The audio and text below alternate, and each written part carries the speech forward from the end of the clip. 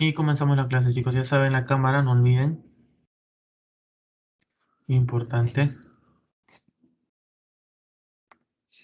Ya, entonces nos habíamos quedado la clase pasada habíamos hablado de esto, historia clínica, las características del pulso, ¿no? ¿Recuerdan? Hay una mnemotecnia, ¿no? AFRA-TIPS, ¿recuerdan? Anatomía, frecuencia, regularidad, ¿no? Amplitud. Entonces, esto es muy importante que recuerden las características del pulso, ¿no? La anatomía, la frecuencia, ¿no? La regularidad, ya saben cuándo es irregular, ¿no? Cuando tienen pausas diastólicas iguales, las pausas diastólicas. Las pausas diastólicas ya saben qué es esto, ¿no? Lo de acá, estas son las pausas. Pausas diastólicas iguales. La amplitud, ya saben que la amplitud es el sinónimo de la altura. Recuerdan que ya lo vimos en la anterior clase. Amplitud es altura, ¿no? Entonces acá tenemos dos nombres para los pulsos, ¿no? Cuando es Magnus es un pulso bien alto y cuando es Parvus es un pulso más chato. Y la palabrita Celer lo convierte en un pulso apresurado, acelerado.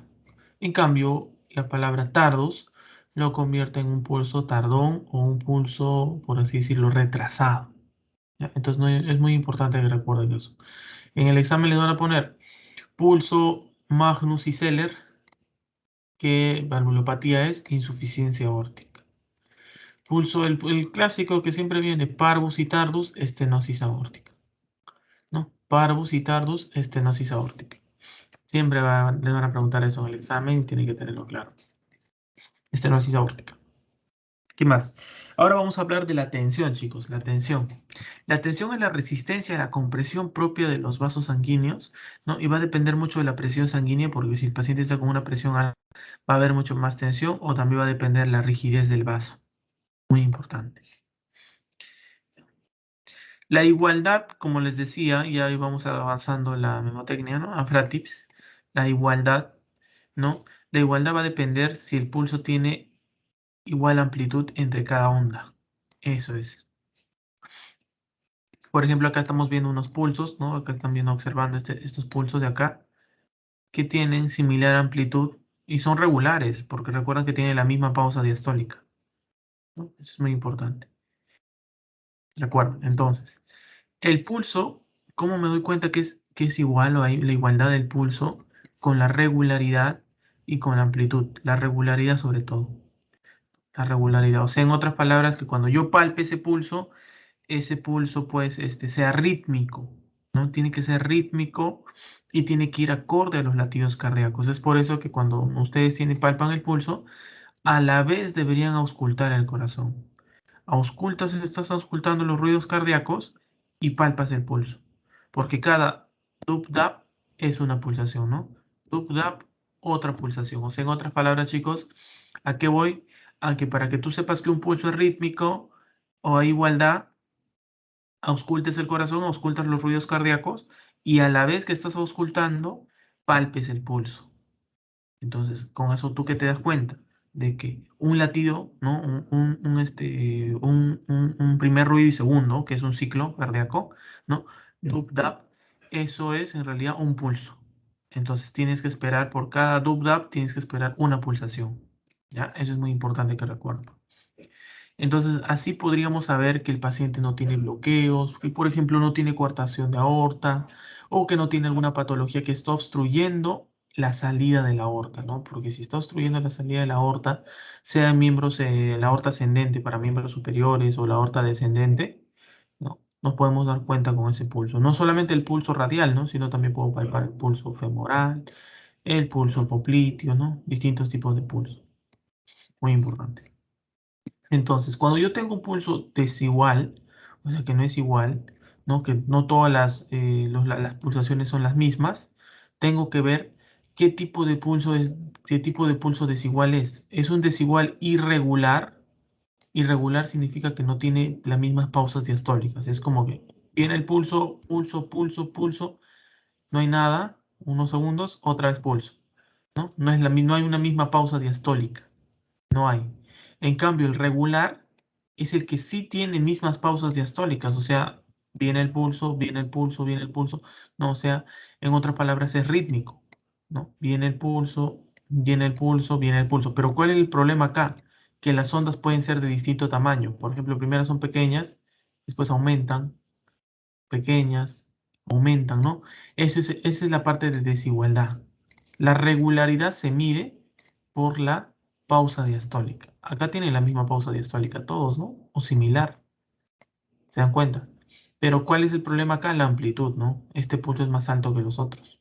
Por eso se dice que es desigual, ¿ya? Es muy importante. Y acá tenemos dos pulsos, ¿no? El pulso paradojal y el pulso alternante. Estos dos pulsos que tienen que recordar. El paradojal y el alternante. No, eso es muy importante. Después lo vamos a explicar también el paradojal y qué es el alternante. Mm. Vamos a pasar. La forma del pulso también es muy importante. Esto ya es más, más elaborado, ¿no? La forma del pulso puede ser, por ejemplo, un pulso Bisferiens, cuando la onda del pulso, ¿no? Se va, normalmente la onda del pulso, ¿no? Ven como acá ven un pequeño latido extra, ¿no? Normalmente debería ser así, ¿no? Vamos a explicarlo eso. Normalmente debería entrar el pulso, baja la onda y hay una pequeña contracción. Y así es. Así debería ser la onda pulsátil, ¿no? Arterial, obviamente. Pero en el pulso Bisferiens aparece por alguna razón una extrasístole. Sube el pulso, se da la extrasístole y de ahí recién baja y otra vez, ¿no? Parecido a este. Este es el que estoy tratando de dibujar. Ese es el pulso Bispheriens, ¿no? El pulso Bispheriens, ¿por qué le dicen bi de Bispheriens? Porque tiene ¿no? O dos puntas. Por eso le dicen. Y generalmente son de las extrasístoles y de patologías que tienen que ver mucho con las arritmias, chicos. Sobre todo los extrasístoles ventriculares, auriculares. ¿Qué más? Eso es muy importante que lo sepan. ¿Ya? La forma del pulso, como lo vieron, estamos viendo, Seller también es un tipo de forma, ¿no? Seller es un pulso acelerado, ¿no? Que se adelanta, y Tardus es un pulso retrasado. Eso es muy importante. Y también tenemos lo que es el pulso dícroto. El pulso dícroto, por ejemplo, está en patologías como, por ejemplo, la gripe, en fiebre, en la fiebre tifoidea puede estar también el pulso dícroto, ¿no? En la neumonía. Muy importante también que recuerden. El Bisferiens, sobre todo, es más relacionado con problemas cardiovasculares. En cambio, el dícroto puede ser con inflamación, aumento de temperatura, ¿no? Otras características. ¿Qué más? Y la simetría, siempre que yo tome el pulso, tengo que comparar. Tengo que comparar un miembro con el otro miembro, sea superior o sea inferior. Siempre se debe comparar, ¿no? Siempre se acaba. La última característica es comparar ambas características del pulso, ¿no? Entonces ya no olviden esto, ya. Esta memotecnia es muy importante, Afratips. Las características del pulso. Muy bien.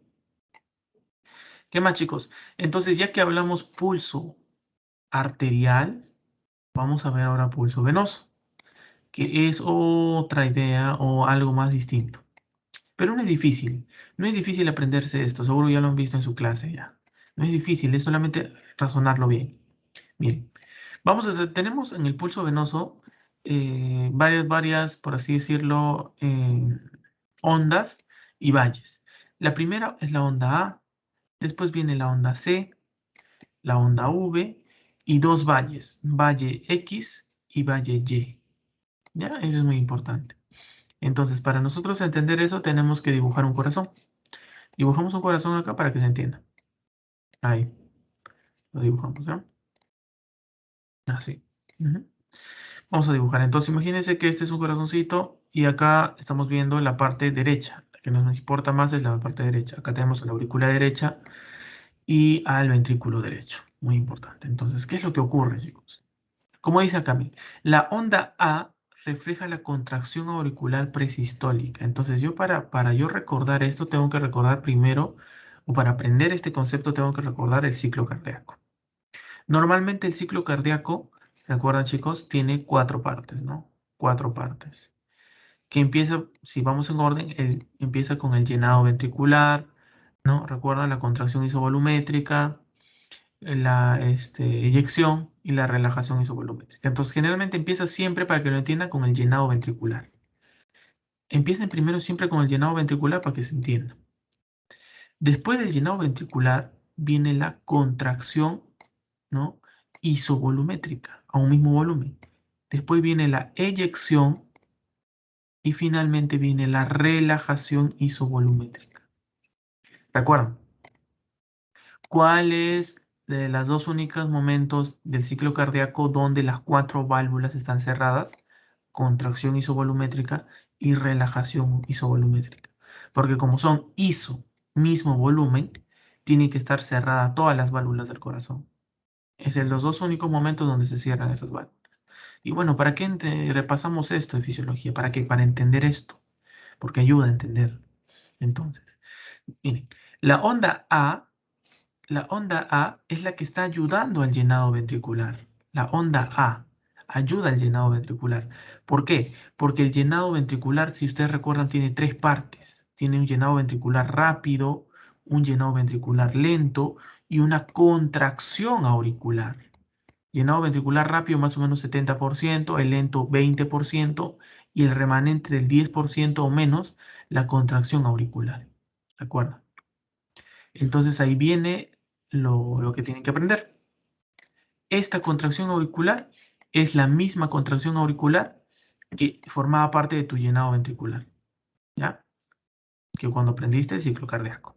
Entonces la onda A es la contracción auricular presistólica, o sea, presístole, o sea, pre-eyección, ¿no? Porque presístole, ¿por qué le llaman presístole? ¿Por qué? Porque esto, el llenado ventricular, es diástole. La relajación isovolumétrica es diástole. En cambio, estas dos del centro son sístole, ¿no? Entonces, como estás antes de la sístole, te dice, refleja la contracción auricular presistólica. Entonces, obviamente, entonces, tú te imaginas y piensas, ah, ya. Entonces, la onda A es lo que hace normalmente mi aurícula para pasar sangre a mi ventrículo, porque mi aurícula pasa sangre con lo último que queda de sangre, el remanente, el 10%, la pasa con una contracción auricular. Entonces, por eso se da esa onda A, por una contracción auricular presistólica. Listo. Olvidémonos un ratito de la onda C y vamos pasando al valle X. El valle X, como dice, refleja la caída de la presión en la aurícula derecha. Entonces, ¿qué es lo que pasa? El pulso venoso, chicos, se mide con un catéter que está insertado acá en la aurícula derecha. Nada más, ese catéter ya no llega al ventrículo, ya no llega. Entonces, este catéter que está insertado acá empieza a captar una disminución de volumen de la aurícula derecha. ¿Por qué? Obviamente porque la aurícula derecha le está dando sangre al ventrículo derecho, por eso pierde volumen. Entonces, el valle X, que es en realidad, es toda esta onda, todo este trazado que ustedes ven, es en realidad el trazado que ocurre en este catéter que está insertado en la aurícula derecha, ¿no? Como un catéter venoso central, lo mismo, ¿no? Ya. Entonces, como tu aurícula derecha está perdiendo volumen, porque lo normal es que le dé a tu ventrículo derecho, ¿qué va a pasar con ese catéter que mide esa presión? Obviamente el trazado va a disminuir, ¿no? Tiene que disminuir, pues chicos, tiene que disminuir porque estás perdiendo volumen, entonces estás perdiendo presión, ¿cierto? Entonces, por eso se explica el valle X.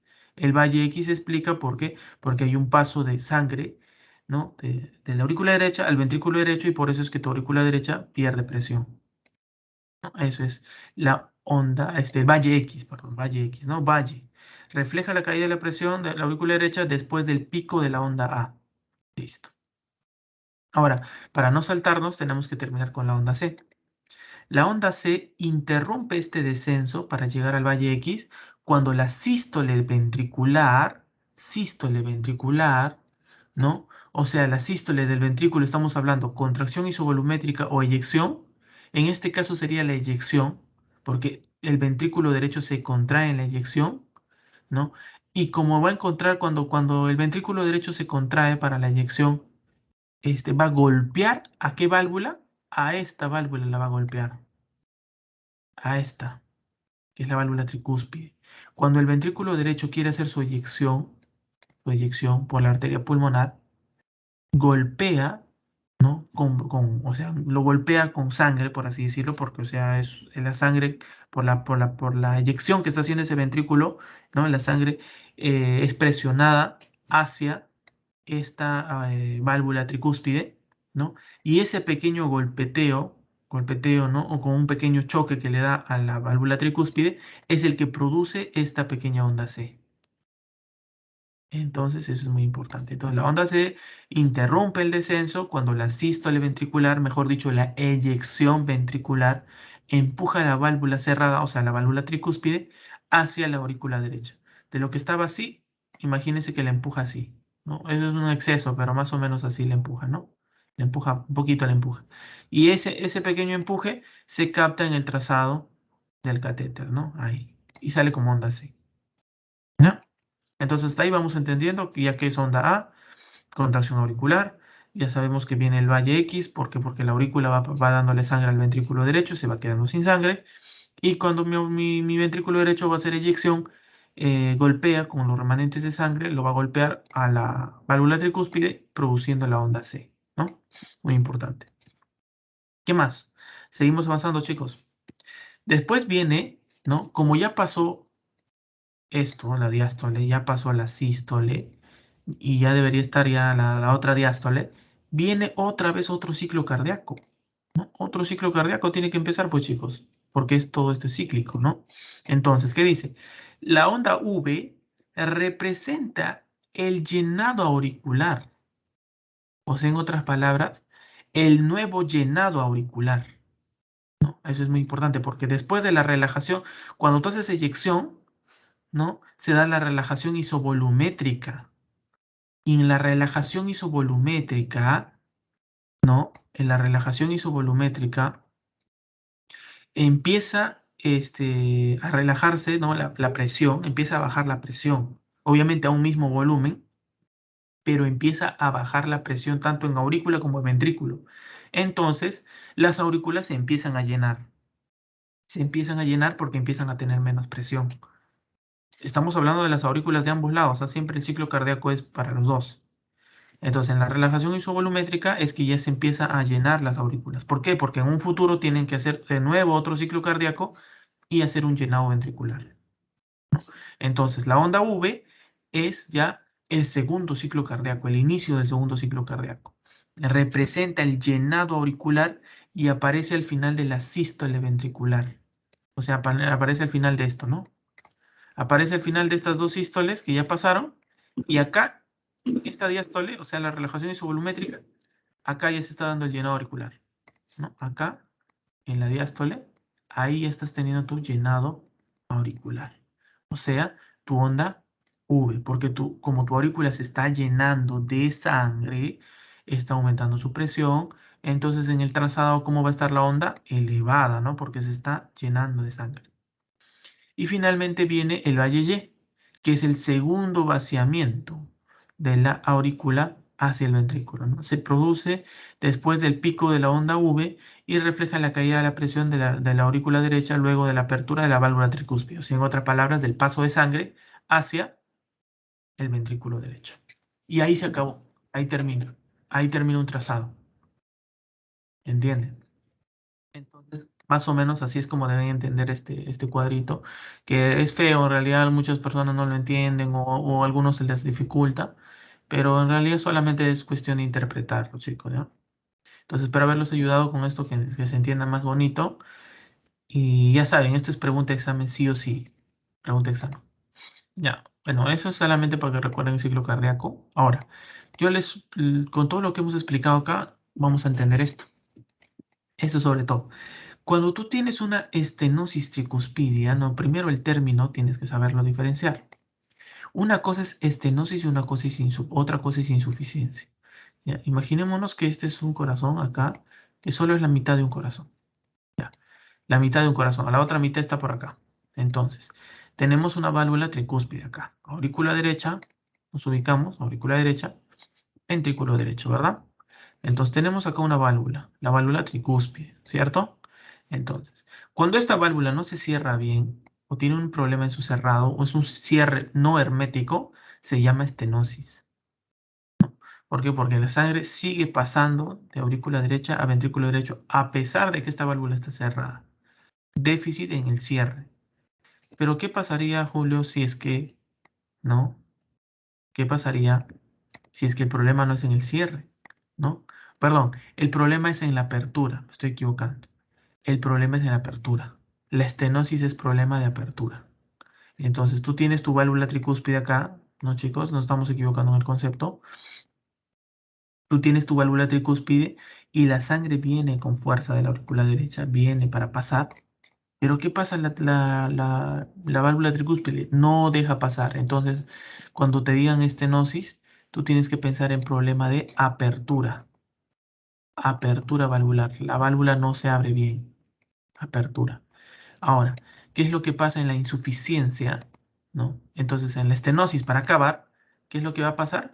Si hay estenosis, ¿qué va a pasar, chicos? Si hay estenosis tricuspidia, la sangre se va a acumular, se va a encharcar en mi aurícula derecha. Obviamente estamos hablando de la válvula tricuspide.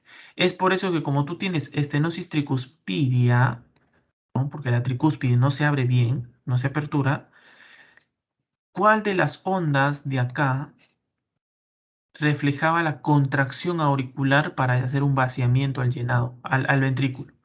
La famosa onda A, ¿no? Porque la onda A dice, refleja la contracción de la aurícula presístole. Entonces, si mi aurícula normalmente no se contraía para pasar sangre al ventrículo, ¿cierto? ¿Qué es lo que va a pasar acá? Esta aurícula va a intentar pasar sangre al ventrículo, pero no va a poder porque hay estenosis tricuspidia. Entonces mi onda A se va a volver una onda A gigante. Onda A gigante. Ya no va a ser la misma que tengo acá. Va a ser otra más grande, ¿no? Miren, entonces va a ser más o menos así. Va a ser una onda gigante, alta, ¿no? No va a ser así como esta, sino va a ser más alta, gigante. A eso se refiere onda gigante. ¿Por qué? Porque tu aurícula hace mucho más esfuerzo para vencer y abrir tu válvula tricúspide, pero como tienes estenosis, se abre muy poco, porque las estenosis pueden ser o leves, o moderadas, o severas. Entonces no es que no pase nada de sangre, sí pasa, pero pasa poco. ¿Ya? Eso es muy importante. ¿Qué más? Después también viene el reflujo tricuspidio. Entonces el reflujo ya es el concepto contrario. Déficit en el cierre, acá ya sería. Déficit en el cierre. ¿Ya? Entonces vamos a dibujar rápido eso. Acá tenemos entonces una válvula tricúspide. Imaginémonos que la válvula tricúspide está tranquilita, pero debería estar cerrada. ¿Ya? Debería estar cerrada, pero no se cerró. Entonces mi aurícula derecha le dio sangre a mi ventrículo derecho. Sí, muy bien, le dio sangre. Y mi ventrículo derecho está lleno de sangre. Entonces, estoy lleno de sangre. Pero ¿qué pasa? Cuando yo voy a hacer eyección, ventrículo derecho, soy ventrículo derecho, hago eyección a la arteria pulmonar, voy a generar presión en todas las paredes del ventrículo y también en la válvula tricuspidia. Y si esta válvula no está cerrada herméticamente, ¿qué voy a producir? Reflujo. Reflujo de sangre de ventrículo a aurícula.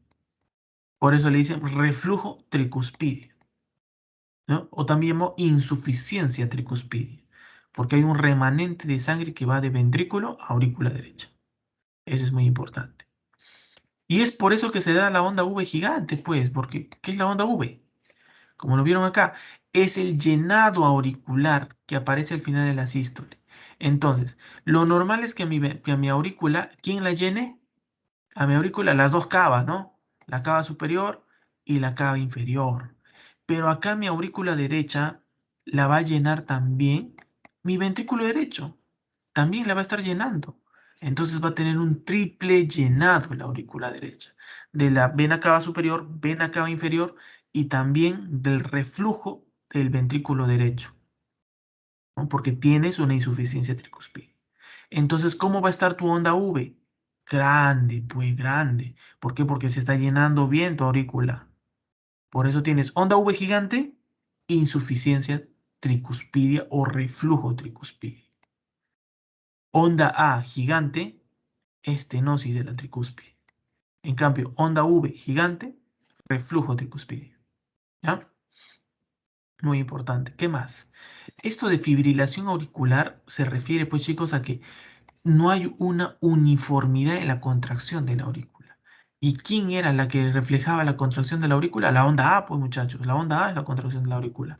Entonces, si yo tengo una fibrilación auricular con focos ectópicos de contracción de la aurícula, no va a haber onda A, porque no hay una uniformidad en la contracción. Ya, eso es muy importante. Y cuando tenemos un bloqueo cardíaco completo, las ondas se dan en cañón. Las ondas en cañón son ondas así, desordenadas, sí, ¿no? Son ondas como que si el corazón se estuviera ahogando, ¿no? Trata de hacer cualquier tipo de onda, ondas en cañón. Pero las que recomiendo que se recuerden es fibrilación auricular, no tiene onda A. ¿Cómo están las ondas A en estenosis tricuspidia? Gigantes. ¿Y cómo están las ondas V en insuficiencia tricuspidia? Gigantes también, ¿no? Muy importante. ¿Ya? Eso es muy importante, chicos. ¿Qué más? Otras cositas más que deberían saber, ¿no? Acá estamos razonando, si se dan cuenta. Acá no estamos memorizando. Lo que hemos explicado acá hemos razonado, ¿no? No es que ya, no se circunspira onda A, reflujo onda V. No, no, no debes aprenderte así, porque si te aprendes así te vas a olvidar. Mejor es razonarlo. Vamos con derrame pericárdico. Derrame pericárdico dice descenso de la Y, ¿no? Y prominente, descenso de la Y. Entonces eso es muy importante. Ya. Ujú. Ya muy bien, chicos. Entonces vamos.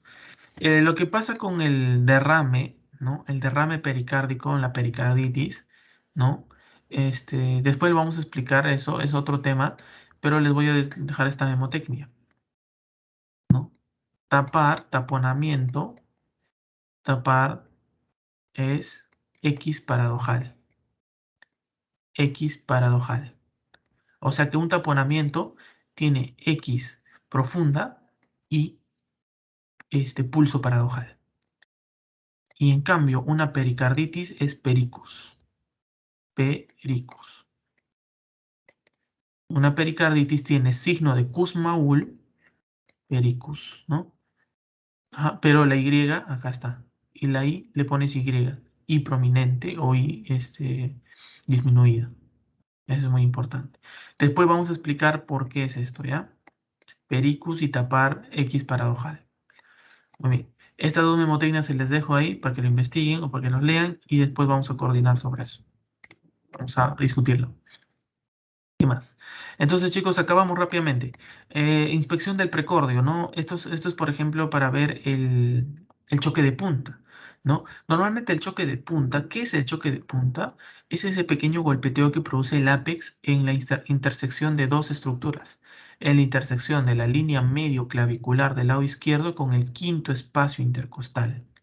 Acá donde está poniendo las manos el doctor, los deditos, ahí se palpa el choque de punta. Quinto espacio intercostal con línea medio clavicular del lado izquierdo. Y también se puede ver, por eso dice inspección. ¿Por qué? Porque tú puedes ver esa pequeña elevación de la piel, un pequeño movimiento bien tenue, sobre todo en personas delgadas. ¿Ya? Eso es muy importante. ¿Qué más? Hay que también ver que los latidos sean en la mitad izquierda del tórax. Claro, ahí está el choque de punta. Hay que ver signos de hipertensión pulmonar, ¿no? Por ejemplo, pueden tener clubbing los pacientes, dedos en palillo de tambor, o por ejemplo, en aneurisma de la aorta, ¿no? También ver algunos síntomas, signos, y la cardiomegalia, ¿no? La cardiomegalia. Esto sobre todo se hace con la radiografía de tórax, ¿no? No se puede sacar cardiomegalia con solamente evaluar. Ya. ¿Cómo palpamos el precordio? El precordio es toda esa región donde está el corazón, ¿no? Toda la proyección del corazón en la parrilla costal. Generalmente un paciente en 30 grados. Y lo que yo voy a palpar es el ápex cardíaco, que está entre la línea medio clavicular del lado izquierdo con el quinto espacio intercostal. Y ahí yo debo sentir un pequeño golpeteo, y que debe estar por dentro de la línea media, ¿no? Así es más o menos. Ustedes trazan esto así, ¿no? Más o menos así. Vamos a dibujarlo un poquito mejor acá. Ahí. Debe estar más o menos A ver, vamos a dibujarlo acá. A ver, chicos, espera un ratito, vamos a dibujar esto. Debe estar en este cuadrante que yo les voy a mostrar, ¿ya? Porque es muy importante que se encuentre en ese cuadrante. Más o menos así, así. Ahí está. Por arriba del quinto espacio intercostal o ligeramente arriba y por dentro de la línea medio clavicular. ¿Ya? Eso es muy importante. Eso es tremendamente importante. ¿Por qué? Porque si está por debajo, sospechas de hipertrofia del ventrículo izquierdo. ¿Por qué? Porque si el ventrículo crece, ¿no? Si acá está el ápex del corazón y el ventrículo izquierdo crece, ¿no? Por el peso va a desplazar el ápex hacia abajo. Eso es muy importante. En cambio, si el ventrículo derecho, hay alguna patología que el ventrículo hace crecer al ventrículo derecho, tendría sentido llevarlo por fuera. Ventrículo izquierdo cae por gravedad. Ventrículo derecho se va por fuera. ¿Ya? Eso es muy importante. Aunque no es, no, tampoco no es no es, por así decirlo, no es algo absoluto, ¿ya? No es algo absoluto eso, solamente les menciono la parte semiológica, ¿no? Que ya saben, deben palparlo entre el quinto espacio intercostal y la línea medio clavicular. Acá está la proyección, ¿no? Esta es la zona de matidez del corazón. Como el corazón es una víscera que tiene líquido, ¿no? Y que tiene músculo, tiene matidez. Tiene matidez. ¿Qué más? La memotecnia de acá de auscultación, que ya seguro les han dicho, la memotecnia es apartamento, ¿no? ¿Cuál es la memotecnia para prenderte los focos? Apartamento, ¿no, chicos? Vamos a dibujarlo acá bien. Apartamento. ¿Por qué apartamento? ¿De acuerdo? Eso también está en la clase, ¿no? Empieza siempre auscultando foco aórtico. Después te vas al pulmonar, ¿no? Aórtico, pulmonar. ¿Recuerdan, chicos? Después viene la T de tricúspide y apartamento mitral. A, por aórtico, P de pulmonar, T de tricuspidio y M de mitral. ¿Y dónde se encuentra cada uno? Ya lo saben. Segundo espacio intercostal del lado derecho, obviamente, lado derecho con línea paraesternal aórtico. Segundo espacio intercostal del lado izquierdo, ¿no? Con línea paraesternal es el foco pulmonar, ¿no? Y finalmente viene el foco tricuspidio. El foco tricuspidio puede estar inmediatamente debajo del apéndice sifoides o sobre el apéndice sifoides. ¿Ya? Eso es muy importante. Es un reparo anatómico rápido. Buscas el apéndice sifoides, ¿no? Recuerdan que esto es el esternón. ¿Y cómo se llama la partecita final del esternón? Apéndice o apófisis sifoides. Y ahí puedes encontrar el foco tricuspidio. Y finalmente el foco mitral, que es entre el quinto espacio intercostal, porque acá ya está el cuarto, acá ya estaría estar el quinto, y la línea medio clavicular del lado izquierdo, obviamente. Y después también hay un foco accesorio, que es un punto equidistante, ¿no? O ligeramente equidistante entre el pulmonar y el tricuspidio, pero que se encuentra en el cuarto espacio intercostal acá, en el cuarto. ¿Ya? Pero los principales puntos que ustedes deben recordar es el aórtico, pulmonar, tricuspidio y mitral. Eso es muy importante. Con esos 4 puntos van a poder auscultar bien el corazón. Entonces, ¿qué es lo que se ausculta? El DUP, que es el S1, DUP, y el DAP. DUP, S1, DAP es S2. Un S1 más un S2 es un latido, ¿no? Es un ciclo, mejor dicho, un ciclo cardíaco. El S1, ¿qué significa? Cierre de la válvula mitral y tricúspide, ¿no? O sea, las válvulas auriculoventriculares. S2, cierre de las válvulas sigmoideas, aórtica y pulmonar. ¿No? Ya saben, entonces, ¿no? Ya, muy bien, chicos. ¿Qué más? Lo patológico. El tercer ruido, también llamado galope, ¿no? El tercer ruido es como el galope de un caballo. Tup, tap, tup, tap, tup, tap, tup. Como por ejemplo si fuera un galope de un caballo. O sea, 3 golpes seguiditos, 3 golpes seguidos. ¿Entienden? Eso es el galope. Son 3 golpes seguidos. ¿Y por qué se produce el tercer ruido? Es muy importante. Se produce específicamente en qué fase del ciclo cardíaco, en el llenado ventricular.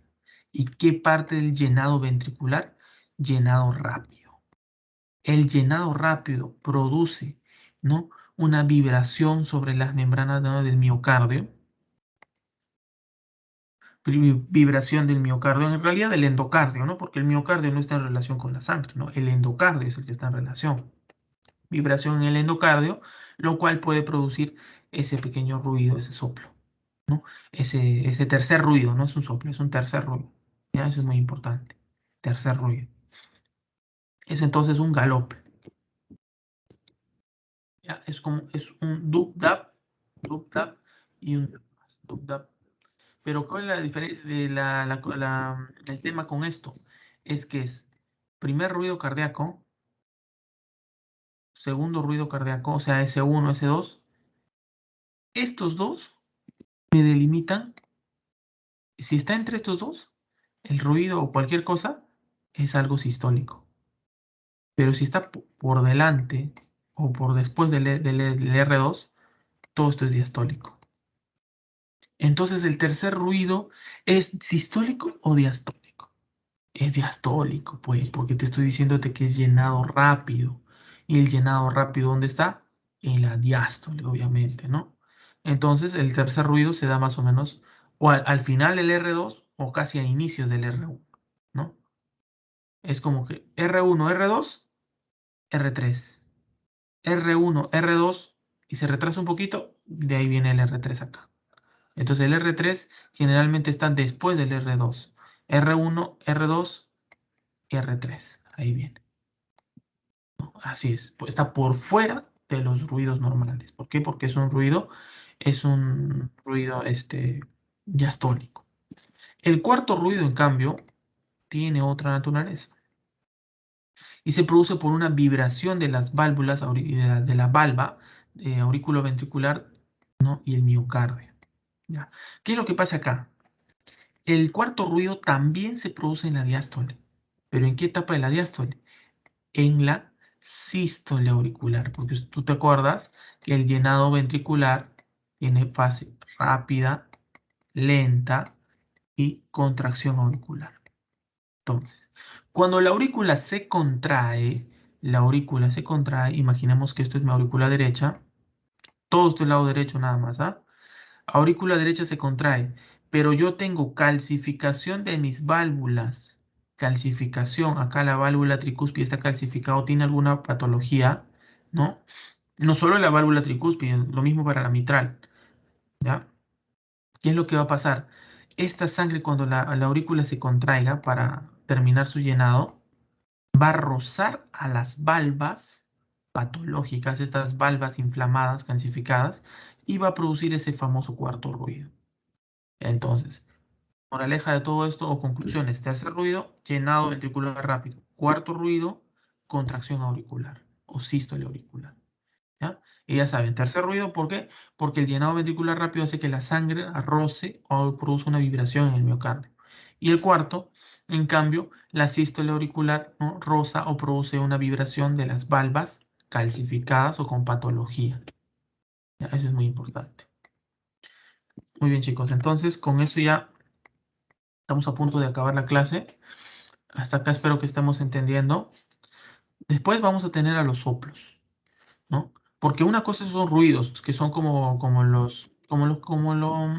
el dub tap que les estaba haciendo, ¿no? Dub tap, esos son ruidos. Pero los soplos son otra cosita. Los soplos son como si nosotros estuviéramos soplando, lo mismo, ¿no? ¿No? Como si soplaras, más o menos así se escucha.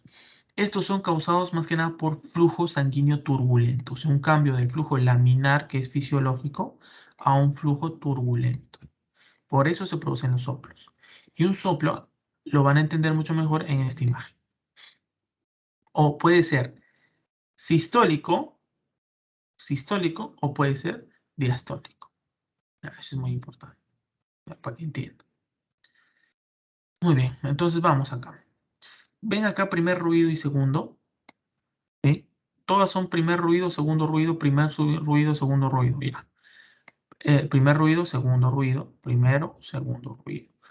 ¿Se dan cuenta que todos los soplos, los tipos de soplo diastólicos, están por fuera del primer y segundo ruido?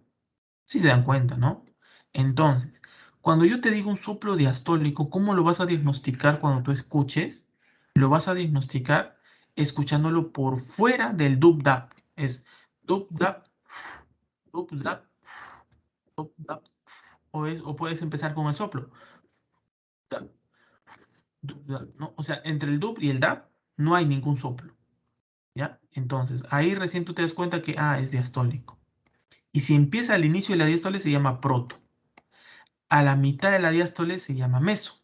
Y al final de la diástole se llama tele. ¿Ya? Entonces, proto, inicio. Meso, medio. Y tele es al final. Y si fuera durante toda la diástole, que es algo raro, pero puede pasar, pan diastólico. El promedio es pan. Pan diastólico. O también le dicen olo diastólico, ¿no? Olo o pan. Ese es el prefijo. Ahora, lo mismo para la sístole. La sístole, en estos casos, este sería el primer ruido y este sería el segundo ruido. Primero, segundo, primero, segundo, primero, segundo. Entonces, todos mis soplos están en primero y segundo ruido. Entonces, acá sería du, da, du, da, ¿no? O sea, sería el soplo, el soplo está entre el dub y el da. Ya, eso, porque recuerden. Entonces, si es durante toda la sístole, pan sistólico. Eyectivo solamente en la eyección, ¿no? Proto al inicio, tele al final. También podría ser mesosistólico a la mitad. Y existe también un soplo especial que se llama el soplo maquinaria. Soplo maquinaria, que es sistodiastólico.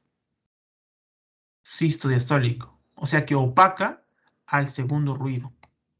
Lo opaca. Y esto se presenta, por ejemplo, en patologías como el PCA. Soplo maquinaria, ¿ya? Soplo maquinaria o soplo sistodiastólico, donde se presenta en persistencia del conducto arterioso. Persistencia del conducto arterioso, chicos. Muy bien. Entonces, eso nada más, chicos. Ahora con todo lo que ya hemos explicado, vamos a tomar un pequeño pasito. A ver, chicos, entonces, ¿alguna pregunta? ¿Algo que aclarar? ¿Cómo vamos? Una pregunta. Sí, te escucho. Quería preguntar si es que con respecto al pulso venoso es posible también, no sé, detectar alguna estenosis o insuficiencia mitral o solo tricuspidia, como mencionaste, porque más o menos por ahí es donde se mide la presión de la orina. Claro, bueno, más que nada solamente tricuspidia y mitral. Porque no digo tricuspidia y no, más que nada tricuspidia pulmonar bien difícil, ¿no? Mitral bien más difícil porque el catéter no está llegando ahí, ¿no? El catéter máximo llega a la aurícula derecha. Y pues en realidad ya no se usa mucho, en realidad es el pulso venoso, ¿no? Todos los pulsos ahora venosos son más que nada por CBC. Ya, eso es muy importante. Se ha perdido mucho la clínica. ¿No? ¿Por qué? Porque apareció el CVC, el catéter venoso central. Y el catéter venoso central ya te da los valores de presión venosa. ¿No? Te da, por ejemplo, la famosa presión venosa central. Presión venosa central. Que cuando tú la ves en el catéter, está aumentada, disminuida, entonces vas sospechando, vaya, si está aumentada hay éstasis sanguínea, una congestión de mi aurícula derecha. Si está disminuida, también. Entonces eso es muy importante. Ahora, entonces, el pulso venoso usted lo aprende más que nada por una cuestión académica, pero sí vale porque te ayuda a entender las valvulopatías, te ayuda a entenderlas y manejarlas mejor. Y porque también en las preguntas te van a poner onda A, onda V, ¿no? ¿Ya? Por ese tema lo aprenden. Y sería más difícil diagnosticar valvulopatías del lado izquierdo. Las valvulopatías del lado izquierdo tienen más clínica que las del lado derecho. Y por eso también, por ese lado se pueden diagnosticar también. Bueno, ¿alguna otra pregunta, chicos? ¿Alguien más? A ver. Ya, entonces vamos a tomar este pequeño pasito. Vamos a empezar con esta pregunta. Vamos a dar un par de minutos. Y ustedes me van dando su respuesta. Mandan su respuesta al WhatsApp. Uy.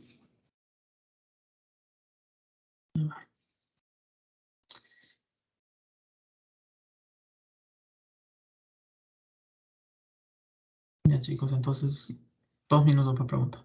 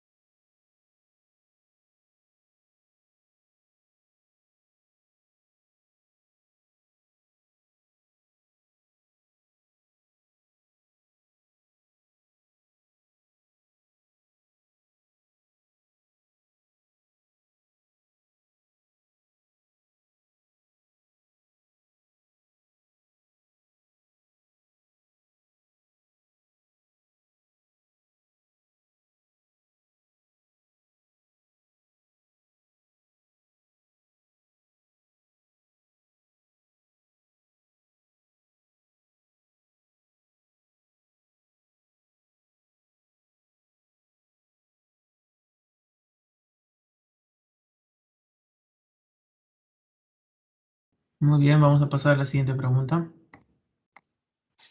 Siguiente pregunta, chicos.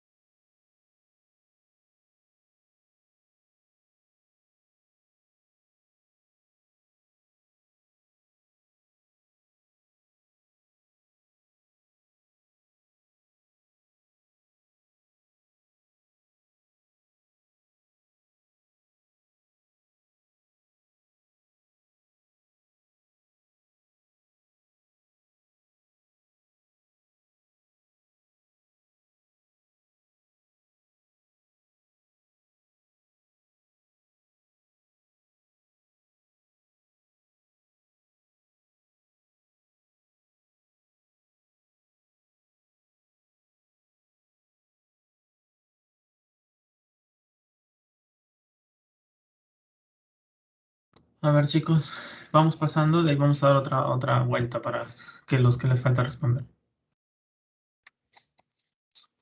A ver.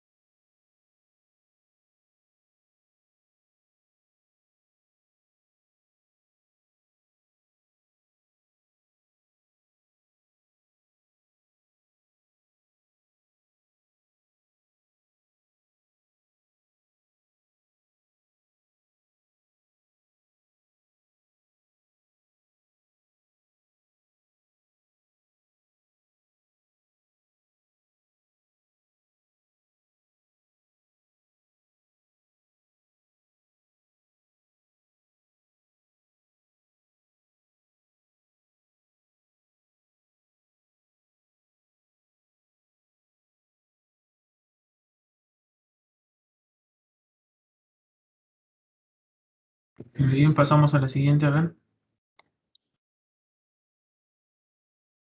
Bueno, esta es la misma pregunta, así que repetida, chicos, la misma que la anterior. Les traigo otra pregunta. Y bueno, en realidad solo eran 3 preguntitas. Bueno, a ver, vamos a dar un minuto por pregunta para los que les falte, chicos. En la reunión somos 11 personas, bueno, 10, descontándome. Mándame los 10 chicos sus respuestas, no importa si quizás no será correcta. Y también les va a contar como asistencia para los 10 chicos que han entrado y que está bien, muy bien que hayan entrado. A ver, damos un minuto para esta pregunta.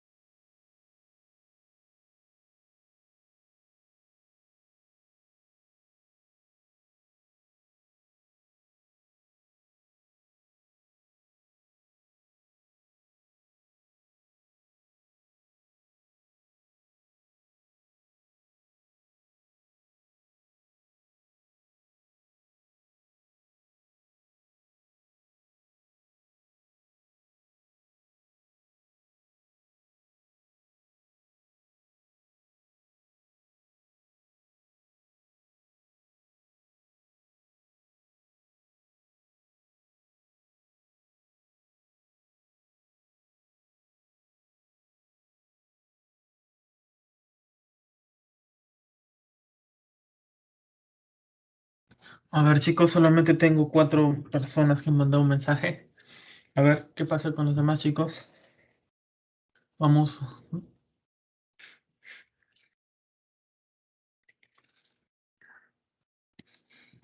Entonces acá, simplemente para no decirles paciente varón de 40 años, esto es muy importante. Que el dolor disminuya la genuflexión, o sea, una posición maometana. Se sospecha en taponamiento pericárdico. ¿Qué tipo de pulso presenta? ¿Recuerdan? Taponamiento, ¿qué tipo de pulso tiene? Se los dije. ¿Recuerdan? Tapar. Ya no podemos ser más claro. Tapar. Paradójico. Ujú. Claro, chicos, a ver. Sí, todos manden esa respuesta. ¿Ya? Entonces, ¿acá qué era? La demotecnia en la que les dije que era tapar X paradojal, ¿no? Ajá, entonces tiene pulso paradojal, ¿no? Eso es muy importante. Pulso paradojal. El taponamiento pericárdico tiene pulso paradojal. Muy bien, chicos. A ver. A ver, entonces, ¿alguien sabe qué es el pulso paradojal? ¿Alguien que lo pueda explicar o que pueda darnos un concepto? ¿Sí? A ver, vamos a ir llamando. A ver, Antonella Bello, me sale la primera en la lista. ¿Qué nos dirías que es el pulso paradojal? A ver si no está. Camila Manrique. ¿Está ahí? Sí, doctor. Pero si le digo que solo me he memorizado los pulsos y las diferentes patologías cardíacas. Ok. Pero no ¿entiendes el concepto de pulso paradojal o más o menos? Más o menos, como para explicarlo perfectamente, no. Ok. Ya, ya. Pero chicos, sí se me ha entendido el concepto de onda A gigante, onda V gigante. ¿Por qué? ¿Por qué se da?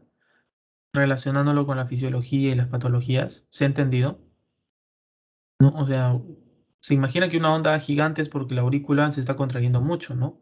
¿Por qué? Por ejemplo, porque la tricúspide está obstruida, ¿no?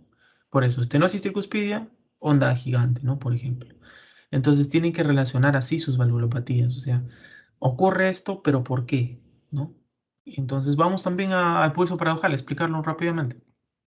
Acá, rápidamente, no es un par de minutos que podemos explicar esto. Bien, muy importante, a ver. El pulso paradojal. Ya. En el pulso paradojal es algo complejo explicarlo, pero con palabras simples puede salir Una explicación bonita, ¿no? Y que se entiende. ¿Ya? Muy importante. Entonces, ¿qué es lo que pasa? El pulso paradojal tiene que ver mucho con la inspiración, con el llenado venoso. Cuando yo inspiro, lo fisiológico es que aumente mi llenado venoso. ¿Por qué? Porque si yo inspiro, ¿no? Estoy inspirando, ¿no? Estoy expandiendo los pulmones, llenándolos de aire y también estoy ayudando al retorno venoso. Retorno venoso. Eso es muy importante. Retorno venoso de las cavas. ¿Por qué? Porque también los pulmones se llenan y contraen el mediastino y bombean las cavas. La cava superior, ¿no? Bueno, la cava superior más que nada, la cava inferior no mucho, pero más la cava superior. Eso es muy importante porque el pulmón se llena y el mediastino se ve atrapado o se ve comprimido un poquito por los pulmones. Entonces, eso sí se entiende que en la inspiración aumenta el llenado venoso. Entonces, imaginemos que este es un corazón que está dividido así, ¿ya? Más o menos así. Y todo lo que voy a poner de azul es lado venoso, ¿no? Este es aurícula derecha, ventrículo derecho, ¿cierto? Vamos bien hasta ahí. Entonces, tú estás haciendo inspiración, entonces estás aumentando tu llenado venoso. Hasta ahí vamos bien. Llenado venoso. Ya. ¿Qué es lo que pasa? La aurícula derecha se llena y también el ventrículo derecho se llena. Normalmente los ventrículos tienen como volumen 70 mililitros. ¿Recuerdan? 70 mililitros. Residual, ¿no? Bueno, no como volumen residual. Como volumen residual, a ver, vamos, nos estamos equivocando acá. 50 mililitros es, ¿no? 50. ¿Recuerdan fisiología? El volumen residual que queda siempre en los ventrículos, sea derecho o izquierdo, 50 mililitros. Y el que pasa de aurícula a ventrículo, ¿no? Es 70. Lo llena con 70. O sea, al final te quedas con 120. 120 mililitros. Y cuando haces eyección, porque vas a hacer eyección, eres ventrículo derecho, vas a hacer eyección a la arteria pulmonar, vas a botar 70 mililitros por la arteria pulmonar. ¿No? Vas a botar 70. Y te quedas de nuevo con 50. Te quedas con los 50. Por eso es que el volumen volumen telesistólico, así le llaman, ¿no? Volumen final de la sístole. Al final de la sístole, ¿cuánto es el volumen telesistólico? 50, ¿no? 50. Ejemplo. ¿Por qué te quedas con 50 después de hacer sístole? ¿Qué es lo que pasa? Como estás llenando más la aurícula derecha porque las cavas están contrayéndose, ya no va a pasar 70, sino va a pasar, por ejemplo, 100. Y esos 100 más los 70 que ya tenías, más los 50 que ya tenías acá, ¿no? Porque tenías 50 acá de siempre, va a ser ya 150, pues muchachos. Y con 150 significa que tu ventrículo se va a llenar más, va a estar gordito. Y por una propiedad que se llama interdependencia ventricular, porque ambos ventrículos son como hermanos opuestos. El izquierdo es el hermano del derecho. Y lo que pase en el derecho repercute en el izquierdo. Y eso se llama propiedad de interdependencia ventricular. Entonces, ¿qué pasa? Tu ventrículo derecho está muy lleno porque se ha llenado porque has hecho inspiración, has inspirado, entonces has llenado, has aumentado el llenado venoso, has llenado bien tu ventrículo derecho, entonces la pared interventricular se desplaza ligeramente para el lado izquierdo, ¿no? Se desplaza. Entonces, ¿qué hace mi ventrículo izquierdo? Se ve como que acorralado y con menos sangre y acorralado. Entonces, mi ventrículo izquierdo, ¿no? Se va a ver acorralado. Entonces, cuando haga su eyección ya no va a ser tan potente.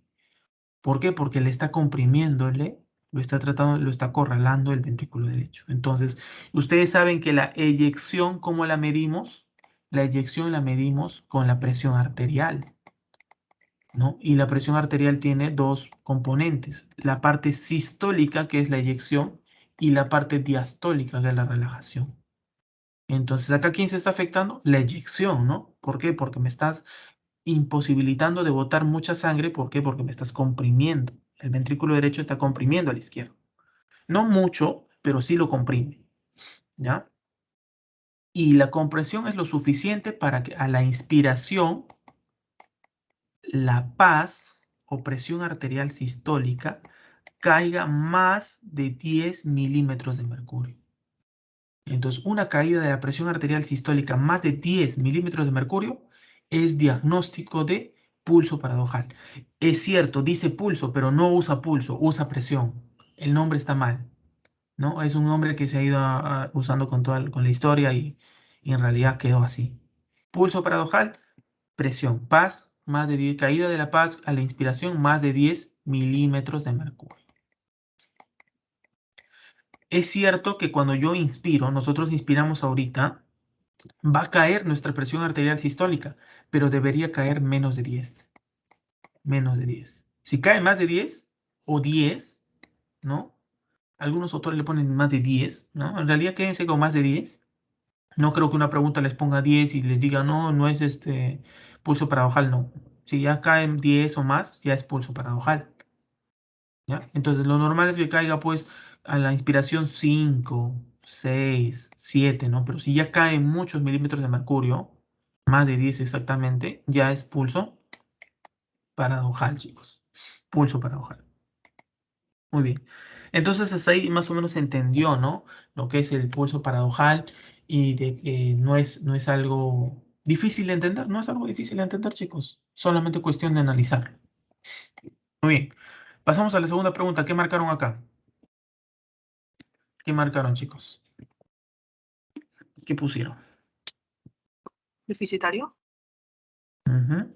Ya, ¿por qué pusieron deficitario, chicos? A ver, Porque hay una... Ah, sí, te escuchamos, Lilian, no hay problema. Te escuchamos. ya. Porque había una diferencia entre la frecuencia cardíaca y la frecuencia del pulso mayor de 10, de 20. Debería ser de 20. Mayor de 10. Mayor de 10. Ujú. Sí, sí.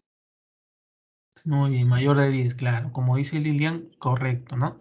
La frecuencia cardíaca me sale 128, pero cuando yo palpo el pulso, encuentro 104.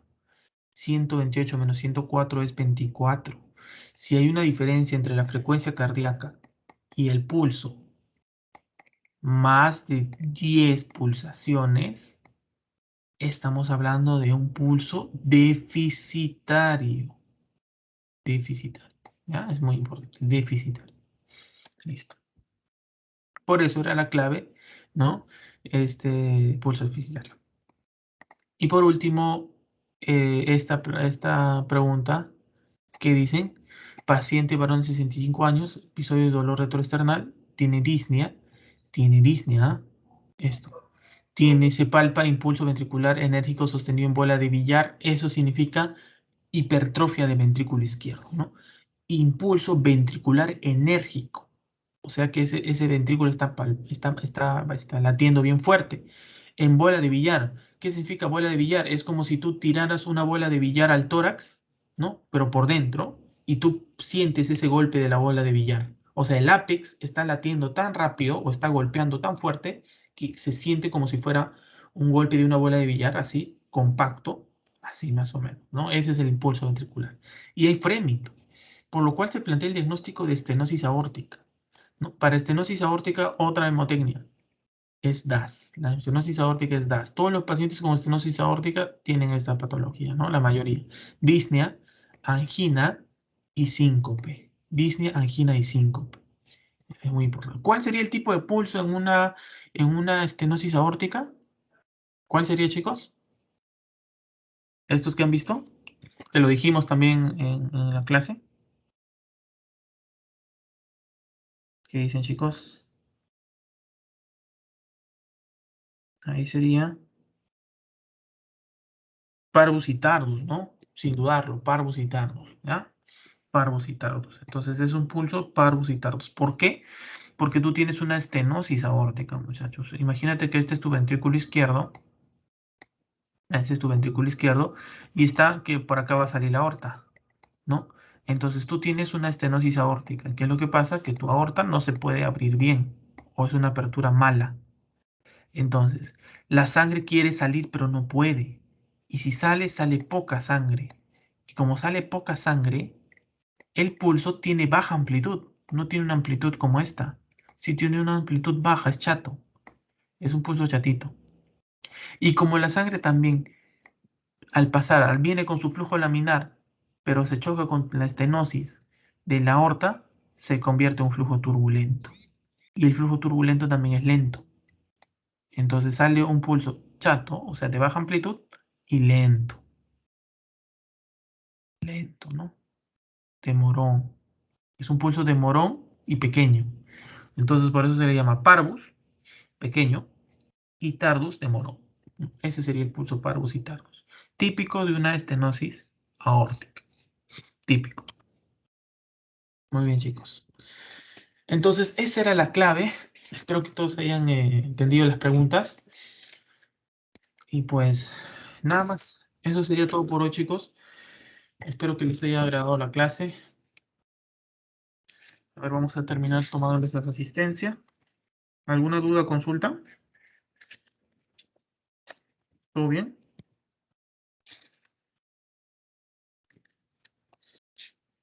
A ver, vamos a tomar asistencia.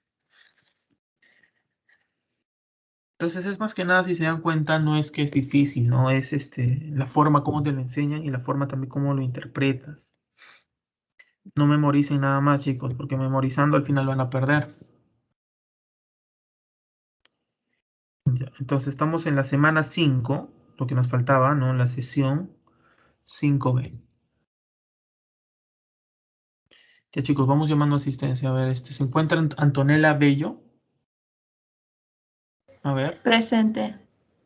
Sí, a ver, Antonella, tu cámara, por favor. ¿Estás ahí? Ujú. Muy bien, Antonella. Camila. Muy bien, Antonella, ¿qué tal? Buenas noches. Muy bien. Camila, Sí, presente. cambia tu cámara, por favor. ¿Quién viene? Lilian. Ujú. Muy bien, muy bien. Muy bien, Camila, ya te vi. Camila Manrique, ¿no? Ya, Lilian. Sí, presente. Muy bien, Lilian, sí, ahí estás. Muy bien, buenas noches. Lilian Álvarez, ¿no? A ver, viene Natalie. Natalie Calderón, ¿no? Natalie Calderón Sánchez. ¿Qué tal, Natalie? Buenas noches. Muy bien. Natalie. Ya, Natalie Pamela Concha. Presente. Ya. Ok, Pamela, a ver. Sí, ya te vimos, ya. Pamela. Bien, muy bien, Pamela. Pamela. De ahí pasamos a Rosario. Rosario Peña, ¿no?